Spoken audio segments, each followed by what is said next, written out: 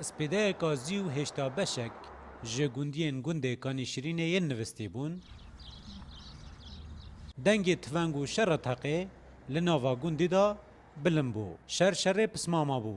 لسر و پارچا اردیا هشک و خین لسر هات ریتن سه کس هاتنا کشتن پنجی بریندار بون هزیت امنی کنترولا گوندی کریه لهشتا ترسو دودلی مایا ددلی زاروکو جنن گوندی دا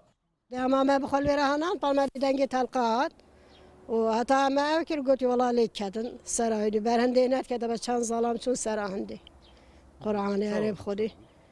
اما گوت هنده گوت دنگ تلقات حتی هم چون کل ویری که نسیری دا برنجی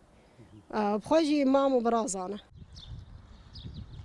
گونده کانی شرینه دکویتا دورا کوچرا لسریا سرکیا دهوک موصل لسنور نحیا فایدیه لگونده کانی شرینه سنگر هادبونا لیدان لسر 1000 مترین اردی سه هات نکشتن 5 بریندار بون رنگ اوه کشا دو ماهیج نبید الحریم کردستانه اگر جارسرین بنراتی جبو کشن زوی وزارا نه ندیتن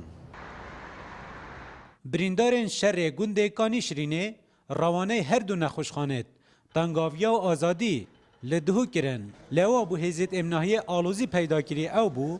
دماکو کسی که حول دا کسی برانبر ده نوا نخوشخانه تنگاویا دا به برینداری بکجید او کس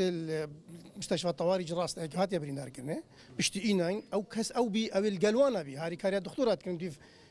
بيزايند ميد نو قاعد بوليساج قوتينو دكتور جد بيجن او كس كو افي بريندار كري داخلي مستشفى ده هشتا ساخ ونهات تمام نبويا وضعي طبعا منشن بيجي مستقره الدكتور احتمال قرار بدن بس او جهات دست اثر كرنيو بينش كاجينو كا دست اثر كرينا السجنه تعويلي سجنه بریندار جهر دوالیا 5 کسن روشا سجوان نیا جگیره براسي روشا بنيدورا ويت نخل دفمة أمشين بيجين روشوات ورداكي حتى نكيا خرابة هر سي شوا بيتي في نشتغيرية بلازن ونشتغيرية راسي بزحمة نجي كودي بو إنا كرن